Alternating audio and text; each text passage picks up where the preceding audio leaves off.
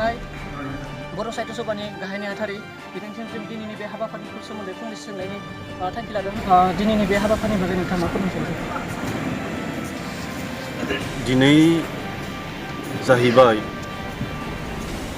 बर' थुनलाइ आफादनि मोनसे समनि लेङाइ आफादगिरि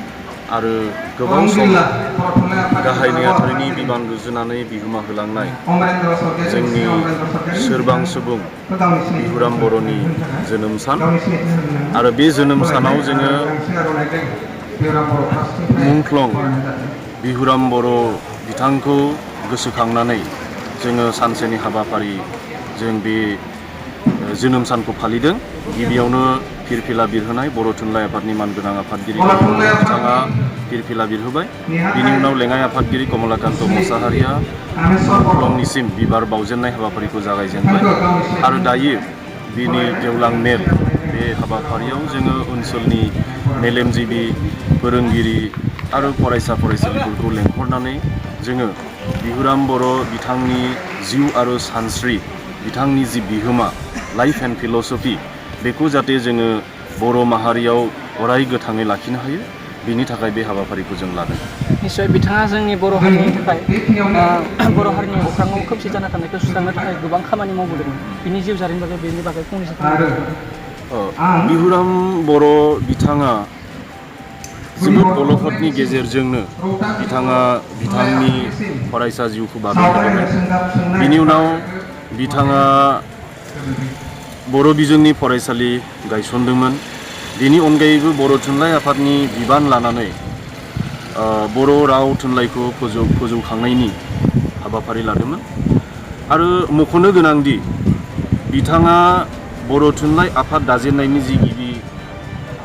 इजम सान्थौ बेखौ लानानैनो खामानि मावदोंमोन। बिथाङा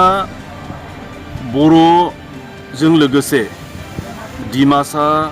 त्रिपुरा बेबायदि गुबुन गुबुन रावफोरनि डाइलेक्टफोरखौ बुथुमनानै मोनसे स्टेन्डार्ड बर' थुनलाइ सोरजिनायनि स्टेन्डार्ड बर' लेंगुवेज एन्ड लिटारेचार सोरजिनायनि मावफारिखौ बिथाङा थैजासिम मावबाय थादोंमोन आरो बिथाङा अबथिरा गावथार जानाय लोगो लोगोनो बर'फोरनि राव आरो थुनलाइनि इतिहासाव मोनसे मुगाया जोबदों होननानै जों बुंनो हायो। मानोना बिथाङानो जोबथा थुनलाइगिरिमोन जाय थुनलाइगिरिया बर'नि दालाय दासा हारिसाफोरनि सोदोबफोरखौ बुथुमनानै मोनसे गेरेमसा आरो गोजौ मान थाखोनि बर' थुनलाइ सोरजिनायनि बर' राव सोरजिनायनि बिथाङा मावफारिखौ लाबाय थादोंमोन आरो बिथांनि मख'जाथाव सोरजिथाय गिबि बिथाइ जाय गिबि बिथाइया बर'फोरनि बाथौ धोरोमारि सान्थौजों सोमोन्दो गोनां जायखौ जों खोन्दो खन्थाइमा होननानै बुंदों। बे खोन्दो खन्थाइमाखौ बिथाङा सुजुनायाव बेबायदि बर'नि जि दालाय दासा जोंनि सिस्टार लेंगुवेजेस बे सिस्टार लेंगुवेजनि बे भकेबुलारि सोदोबफोरखौ बुथुमनानै सोरजिनाय गांसे खन्थाइमा। बे खन्थाइमाया आरो जुदि नैथि थामथि खोन्दोसिम ओंखारनायमोनब्ला बर' थुनलाइया आरोबाव साबसिन मोनसे जौगासार मान थाखोनि जागौमोन होननानै जों बुंनो हायो। गतिके बिथाङा बर' बिजों गायसनजेननाय सम, बर' फरायसालिफोराव नांगौबायदि बिजाब जथायनानै होनाय सम, बर'फोरनि गेजेराव बर'लेण्ड सोमावसारनायखौ लानानै जि माहारियारि जोंनि गेजेराव माखासे गोरोन्थि सानलायनाय, बुथारलायनाय, दाङाबाजि अलखद जादोंमोन। बे गासै समाव बर' थुनलाइ आफाद बायदि गेदेरसिन माहारियारि आफादनि गाहाय नेहाथारिनि बिबान रुजुनानै बिथाङा रुजुख'हायै बर' माहारिनो बिबान होलांदों। निश्चय जों आरोबाव मिथिना मोनो जे आरो बर' माहारिया गासैबो मिथिगौ बर' थुनलाइ आफादा बर' बिजोंनि गोबां खामानि मावदों आरो जौगाहोनो थाखाय थांखि लाबाय थादों होननानै खोनादों। बिनि गेजेरावबो जे 1 बोसोर सिगाङाव जों माखासे पेपार मिडियाआवहा मोनना मोनो जे बर' बिजों फरायनाया 3 बोसोरनि गेजेरावहा 30,000निख्रुइबो खम जादों होननानै बुंदों। बे मानि थाखाय जादों होननानै सानो नोंथाङा? बे जोंनि थाखाय जोबोद साननो गोनां बाथ्रा। गिबियाव जोंहा बर' बिजों सोलोंथाइखौ लानानै बर' बिजोंनि फरायसालिनि बिसान, बर' बिजोंनि फोरोंगिरिफोरनि बिसान आरो बर' बिजोंनि फरायसाफोरनि बिसान बे बिसानखौ लानानै सानख'नाय जायाखैमोन मावख'आरि सानख'नाय अफिसियेल जि माने रेकर्ड बेखौ बुथुमनाय जायाखै बिनि उनाव जों बर' थुनलाइ आफादा मोनसे हाबाफारि लानानै जेब्ला जोङो गिबियावनो BTCनि इडुकेसन डिपार्टमेन्टजों खौसे जानानै BTC ओनसोलाव फोरोंगिरिफोरनि गेजेराव मोनसे सावरायमेल लाबाय गोबां फरायसालिफोराव जों नुबाय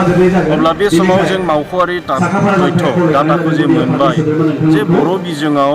थांनाय 3 बोसोराव 30,000निबो बांसिन फरायसाफोरनि बिसाना खमिदों नाथाय बे बिसाना सरकारि फरायसालिफोरनिसो बिसान प्राइभेट फरायसालिफोरनि बे बिसान नङा फारसेथिं सरकारि बर' बिजोंनि फरायसालिफोराव फरायसालि अनजिमाया खमिलांदों गुबुन फारसे बर' बिजोंनिनो गोबांथार प्राइभेट स्कुल्सफोर गोदानै गायसननाय जादों जानो हागौ बेनि थाखायबो फरायसाफोरनि गावस्रानाय आरो सरकारि बिजोंनि फरायसालिफोराव फरायसानि बिसान खमायनाय खारिथिखौ जों मोनदों जों आसा खालामदों फैबाय थानाय समाव सरकारनि गेबें खान्थि थायोब्ला आरो जोंनि बर' माहारिनि गासैनिबो अनसायनाय मोनोब्ला बर' थुनलाइ आफादनि मावफारिनि गेजेरजों जोङो बे फरायसाफोरनि जि बिसान खमिनाय बे बिसानखौ जों खमायहोनो हासिगोन जोंनिफ्राय जोबथा सोंथि दा जोंनि बर' बिजोंनि बर' फरायसालि भेन्साराव गोबां समनिफ्रायनो मारै नारा नाथा खामानि मावबोदों दासिमबो सरकारि जायाखै बेनि बागै माबाफोर सानदों बर' साथ्र बिनि थाखाय जों आसाम सरकारनि सोलोंथाइ मन्थ्रि आरो गिबि मन्थ्रिजोंबो जोङो मावख'आरि सावरायनाय जादों आरो बे मावख'आरि साननायाव जों मोनसे गरन्थ फैदों जे थाबैनो थालांनाय फरायसालिफोरनि प्रभिन्सियेलाइजेसनखौ खालामनांगौ होननानै बिनि थाखाय डाइरेक्टर लेभेलाव स्टेट लेभेलाव स्क्रुटिनि खालामनानै